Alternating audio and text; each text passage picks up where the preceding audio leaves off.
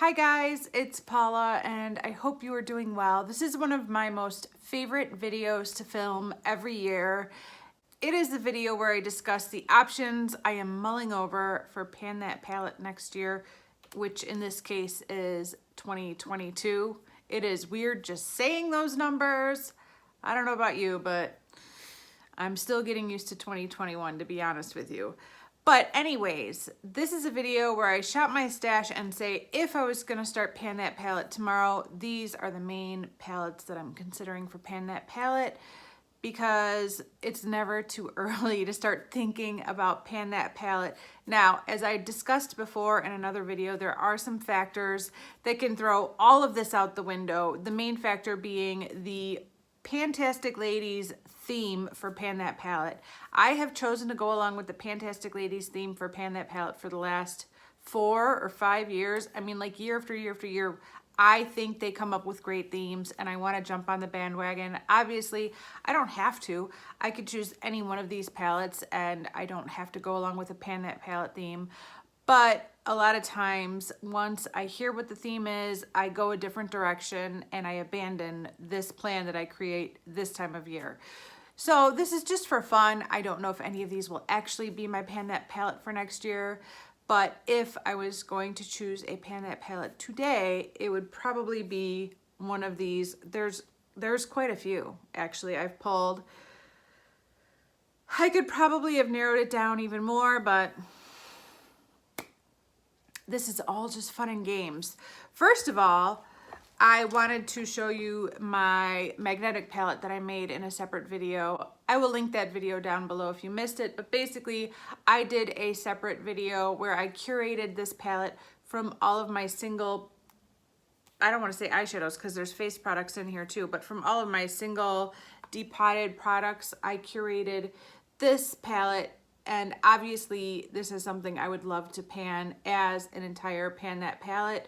I have in here a face powder that looks a little bit tan, glowy and tan. I have a matte face powder that looks like it could probably be a half decent under eye setting powder, or maybe just a matte version when I don't want something shimmery. I have 2 blushes here, one that's very nude, neutral, light, and one that's very, very bright, hot pink. And then I have 2 eyeshadows that could multitask as face highlights. This is an old Revlon single that has a significant amount of pan, and this is Max Nylon.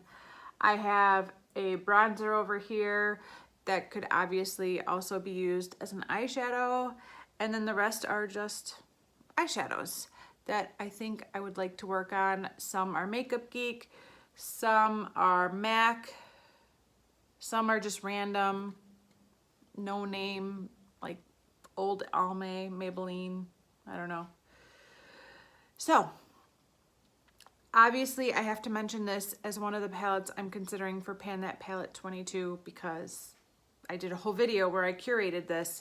And this is definitely still a strong contender for Pan That Palette. So I'm not ignoring it and moving on from it, but I do have other palettes that I have pulled that I'm interested in panning as well. I figured we would start with the least amount of pans and work our way up to the most amount of pans. At least that makes sense in my head. The first item that I'm considering for Pan That Palette 2022 is a palette that I've considered for previous Pan That palettes and it never quite made the cut, but it's coming back in, and that is this very bulky Bare Minerals palette. For the size of this palette, you would think it was like a 12-pan palette, but it is not. It is a 6-pan palette with 3 face products. So this is another palette that would cover blush, highlight, and bronzer, and then it has these 6,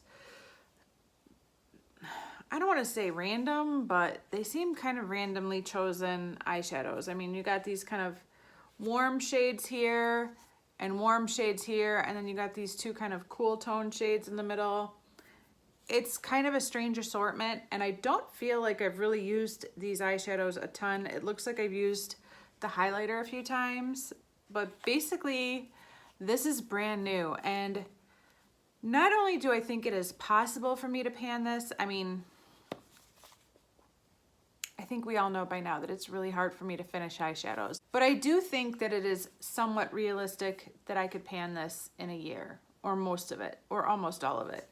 But I would love to move this bulky, ridiculous packaging out of my drawers because this takes up quite a bit of space.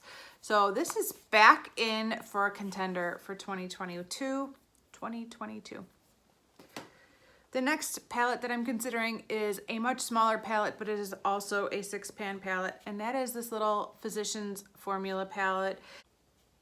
Hazel went to town on this and was having a little swatch party, so all the fallout you see around the palette is from Hazel swatching away. But yeah, there's just a lot of, I don't want to say cream to powder. They're powder, but they're soft. I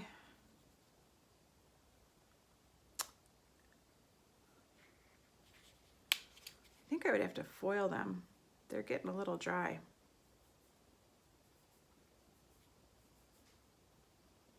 Yeah, these are definitely, I don't think these are as impactful as they once were.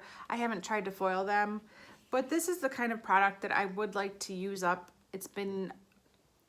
There's gonna be a theme. All of these eyeshadows I've had for a long time, they're all getting quite old, and I would like to move them out. But this is all shimmery shades. There isn't a single matte. So what I was thinking was that maybe I would pair a smaller all matte palette with this, not necessarily to pan, but as a companion palette throughout the year. And so because of that, I also pulled this palette. This is the e.l.f. Mad for Matte Eyeshadow Summer Breeze palette. This is the warmer toned matte palette, or pinkier toned, and I think these two could pair fairly nicely together. So this is my next option that I'm considering, but this would actually be my pan that palette, and this would just be a companion palette that I would try to, I don't know, maybe hit a lot of pan on or see what kind of progress I could make when pairing it with this. My next palette is a 7-pan palette. This is not the newest palette that I've chosen, but it's one of the newer ones. And so the reason I've chosen this palette is not because it's getting so old, but more so because it's really expensive and I've never used it even once, and that is ridiculous. That is my Marc Jacobs palette. This is the Provocateur. It looks like this. It's mostly just neutrals with a pop of hot pink and a purpley shade. I think you guys know by now that these kind of colors are right up my alley, and I like them very much, but yeah, I've never used this even once, and that is shameful. So I also think it's kind of manageable as far as a pan that palette goes. There's only 7 shadows, so yeah, I would like to consider this for pan that palette 2022. Pan that palette 22. I only have one 8-pan palette that I've pulled. I'm currently working on an 8-pan palette for pan that palette. It's going very slow, so doesn't seem like that many shadows, but I probably couldn't pan an 8-pan palette in a year. But the palette I chose is the original Wet n Wild Comfort Zone palette. This is another palette that I've never used even once. It is brand new. I've swatched it, but I've never used it. Although this has long since been discontinued, I did get it at the tail end, like as they were discontinuing it was when I picked this up. So I've had it for a while, but not forever, not as long as other people. But I've seen a ton of people pan this palette and they seem to fly through it. And I'm assuming that's because these pans are not the deepest, but it seems like everybody who works on this palette loves it so much. They think it's so great. You guys know I love a duochrome. Let's face it, this blue brown is the reason I bought this palette. I mean, I cannot say no to any duochrome shadow ever. I went a long time just kind of collecting and hoarding these duochrome shadows. But yeah, I think this would make a nice pan that palette. I've seen a lot of other people use it as a pan that palette, and so I'm putting this in the running for my pan that palette next year. I only have one 10 pan palette chosen, and it's this. This is my Lorac Unzipped Desert Sunset palette. I wanted this palette so bad. I had to have it. It was gonna be like the palette, and I still think this is like my perfect palette in a lot of ways. Like, this is so me in so many ways. It's warm, it's got pinks, it's got purples, it's got these kind of orangey warm browns that I love. It's got awesome shimmery shades. It's got a lot of shimmers, and it's got a couple of mattes. I really think this is still possibly my perfect palette, but I haven't used it that much, and that seems like a shame. I would like to change that. So I think this would be a great pan that palette. I think this palette could easily take me throughout all seasons of the year and all months of the year, and hopefully I wouldn't get too sick of it. I don't think so, but I really would like to pan this palette. I would really like to use it and enjoy it. I think it would be a great palette to pan, and I love the colors. I have like 3 11 pan palettes. 11 is an odd number for a palette. I'll just say it. You don't see too many 11 pan palettes around, but I have 3, and I have chosen one 11 pan palette for a contender, and it is this guy here. This is my Too Faced white chocolate chip palette. Why does it say? Anyways, this is my Too Faced white chocolate chip palette. The entire reason I bought this palette was because I fell in love with this palette while I was watching my good friend Erin pan this palette many years ago. I really enjoyed watching her pan this palette, and I often thought that the looks she created with this palette, particularly with these 2 shades right here, this kind of taupey silver and this lilac silver shade, were stunning. And because of that, I bought this palette, and I've never used it. So the other reason I think this would make a pretty decent pan that palette is that these pans do seem quite small. And if I recall, Erin did not fly through this palette, and that is no shade against her as a project panner. I'm just saying it's deceiving. You think it's small, you think there's not much, but it's not nothing. You have to really, it's not that easy to pan this palette. Like everything, it's probably more work than I'm imagining it's gonna be, and I probably can't pan this in a year, but it seems possible. It seems like something I should be able to do. My one feeling about this palette overall is that if you take out this one black shade, it's just a very light palette, which makes sense. It's the white chocolate chip, but then bam, you add this black in. And I suppose I would have to mix them and work creatively to work this black in, but this would be the first time I would be attempting to pan a black eyeshadow in a pan that palette. I've specifically avoided palettes with black eyeshadows prior to this year. Not one of my pan that palettes has ever had a black eyeshadow, so gulp. This would be a big step if I decided to pan this palette, because that little itty bitty black shadow scares the crap out of me. Okay, I have a fairly large stack of 12 pan palettes. 1, 2, 3, 4, 5, 6. I have 6 12 pan palettes. I have a lot of 12 pan palettes. That's the number I have the most palettes in my inventory overall. But yeah, I have a lot. Okay, let's get to it. First of all, I have a BH Cosmetics palette. This is another relatively small palette. This is the Enhancing Eyes Gorgeous Green Eyes eyeshadow palette. I do not have green eyes, I have brown eyes, but I liked the color story of this palette more than the brown eyes palette. I do have the brown eyes palette as well, but I would rather pan this one. I think it has a bit more variety than the brown eyes palette, which is basically just all pinks and purples. But yeah, I remember when I first saw pictures of this palette online, I thought this was going to be like the same size as an Urban Decay Naked palette, and I remember being absolutely shocked when I saw how tiny these pans were. They're about half the size of an Urban Decay palette. Turns out it doesn't matter because it would take me forever to pan this anyways, but at the time, I thought I had gotten ripped off. Anyways, I still think these are really nice shades, and the quality, is the quality there? I don't know, I haven't touched this thing in forever.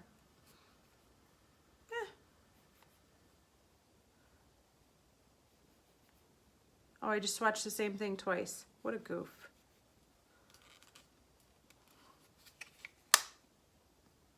Yeah.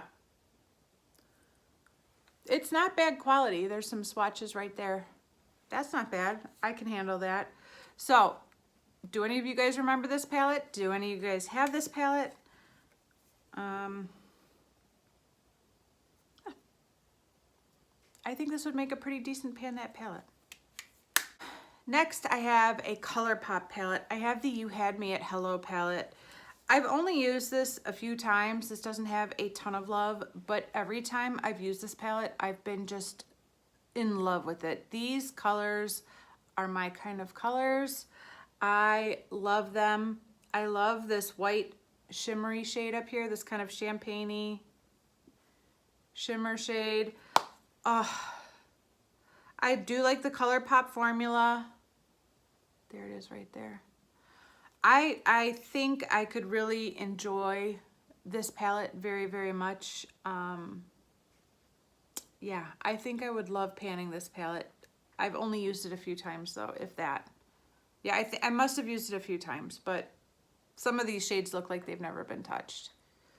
I think I could really enjoy panning this palette for next year though. Okay, we're gonna get into a couple of oldies that they're getting up there in age. They're getting old. First of all, I have another BH Cosmetics palette. This is the BH Cosmetics and it's Judy Time eyeshadow palette. Judy was the first makeup channel that I ever discovered on YouTube. I was busy searching out videos of sneezing pandas and cute babies back in 2009. Was it 2010? No, 2010.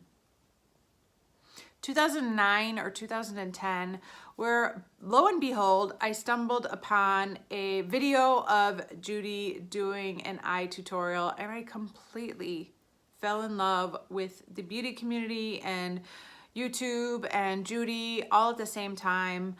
It was a moment, and I know we all have our story about the first time we discovered a makeup channel or a makeup video on YouTube, but that was my moment. And so even though I don't follow Judy anymore and her channel has gone a different, more like family vlog style direction, I do still have a very soft spot in my heart for her because she's the reason I stumbled across this community and I've fallen in love with it and ended up becoming a YouTuber myself indirectly.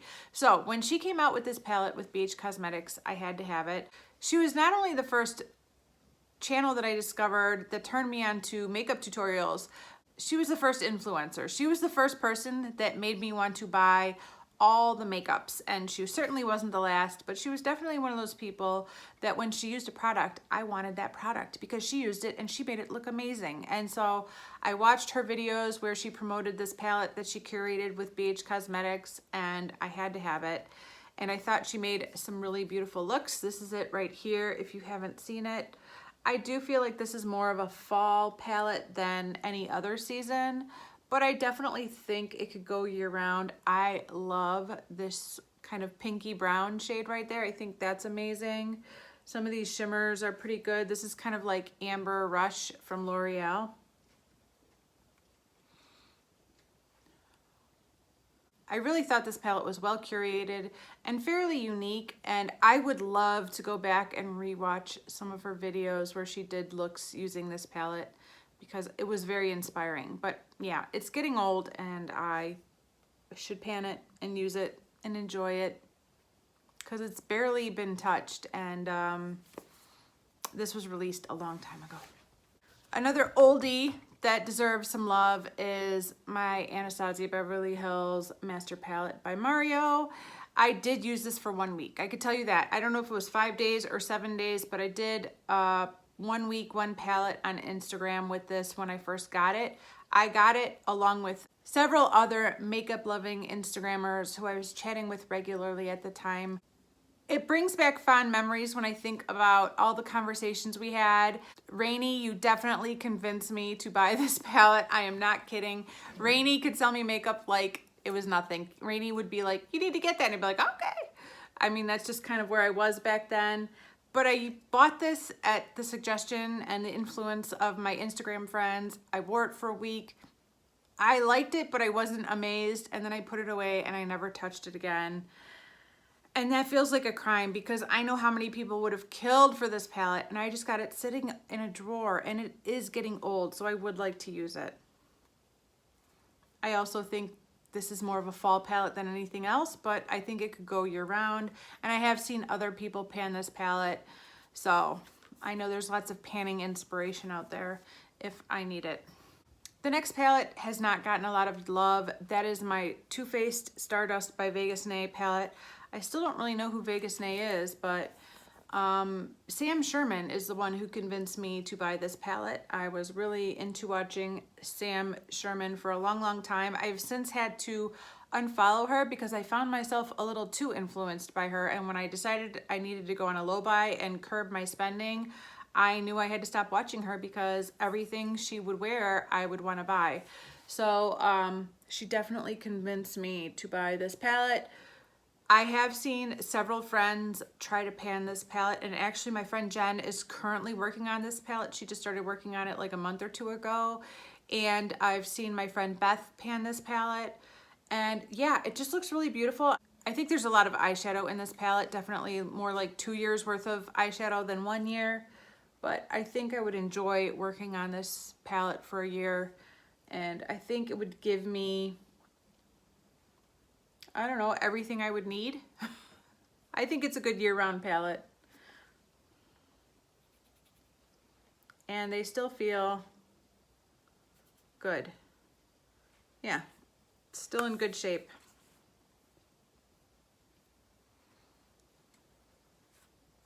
Okay, this next palette doesn't seem as old as some of these other ones, but I've had it for a few years. And I don't know if I've really used this much at all. I don't think I've used it more than 3 times, and that is my Colored Raine Queen, what is this, the Queen of Diamonds palette? Queen of Hearts? Why can't I remember what this palette is called? The Colored Raine palette. Jeez. Queen of Hearts, there we go. I have seen somebody pan this palette. Her name was Lara.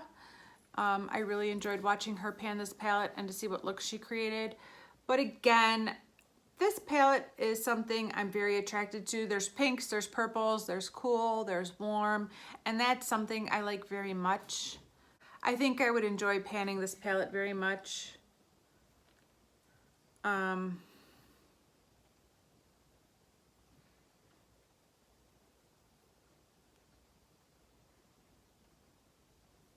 The shadows definitely all still feel very creamy and buttery. I love that matte, dusty pink shade. You guys know I love that shade right there. That's my jam. I love a dusty pink. Let's see.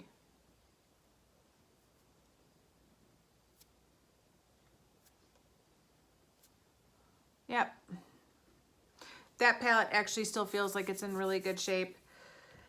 Again, a lot of product. This feels like a lot of product for somebody who pans as slowly as I do, but I'm just committing to using it for a year as much as I can. But this is a 12 pan palette. It's huge. Okay, we're going back into old eyeshadow territory. Very old eyeshadow. These next two are both 15 pan palettes. First of all, I have my Too Faced I Want Candy palette. Guess who made me buy this one? It was Candy Johnson herself. I love Candy Johnson. I really wish she was posting weekly or more often. I just am always so inspired by her videos. But this is the palette she curated with Too Faced. Again, there's warm, there's cool, there's pinks, there's neutrals. I think this is a palette I could really enjoy, and I think it's a palette that has not gotten a lot of use or love since I purchased it. It does smell nice. The smell's definitely faded quite a bit, which is sad. I feel like I've used it a couple of times, but probably no more than twice. This is basically a brand new palette. I would love to pan it. An even older Too Faced palette is this one right here. This is the Love Passionately Pretty Eyeshadow Collection palette. I've had this for a long time. Here it is right here. There's 3 quints that you could mix and match. A lot of shimmers, not a lot of mattes in this palette, just a couple. But yeah, I've had this for a long time and I've used it like 3 times. So this would be a great palette to pan.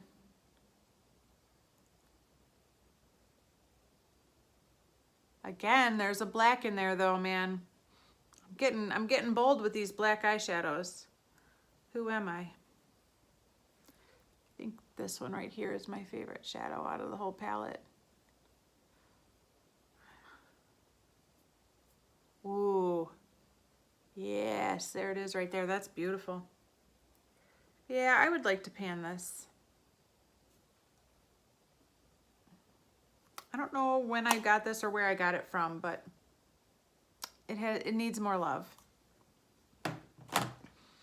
The next palette is one that has actually received the most love, not only out of all these shadows, but maybe out of all the palettes I own. So it's not a brand new palette. I actually have more progress on this palette than almost all my other palettes that I have, except for palettes that have previously been Pan That palettes or are currently Pan That palettes. And that is my original Lorac Pro. This is possibly one of my oldest palettes that I own. I think I bought this before I got the Urban Decay Naked palette, because at the time the Urban Decay Naked palette was sold out. So this is what was in stock. So I got this. So I've had this for a long time. Despite that, every time I use this palette, I fall in love with this palette all over again.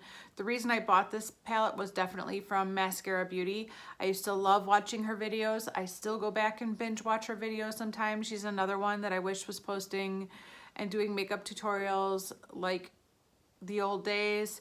She definitely taught me this palette can do your contour, your brows, your highlight, your everything. This palette can do it all, and that true makeup artists don't look at this as eyeshadows only. They look at a palette like this and they use it in every way they can possible, and I found it to be extremely inspiring. Also, seeing other people pan this palette was inspiring. I have countless other project panners that I could refer back to who have panned this in the past and that I could get inspiration from.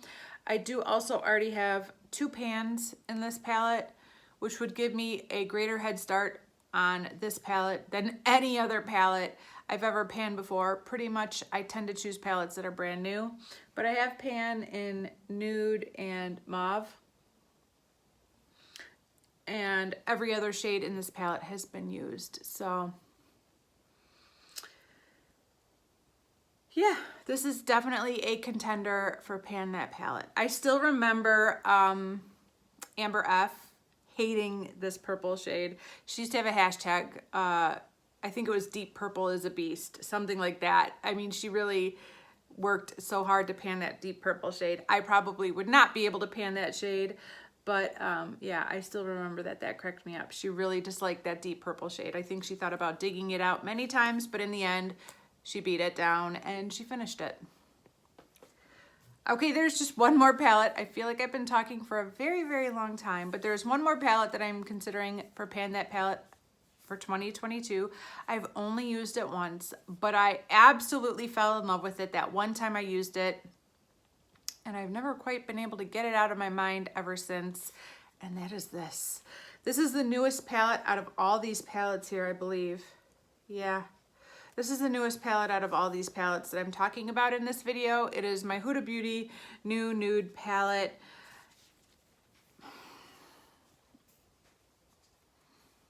If somebody who knows me was to curate a palette specifically for me, I'm pretty sure it would be this. I mean, this is me. This is me. This is me right here. This is Paula. This is so me, I could cry. And I only used it one time and I loved it. I loved this palette so much. I would love to pan it.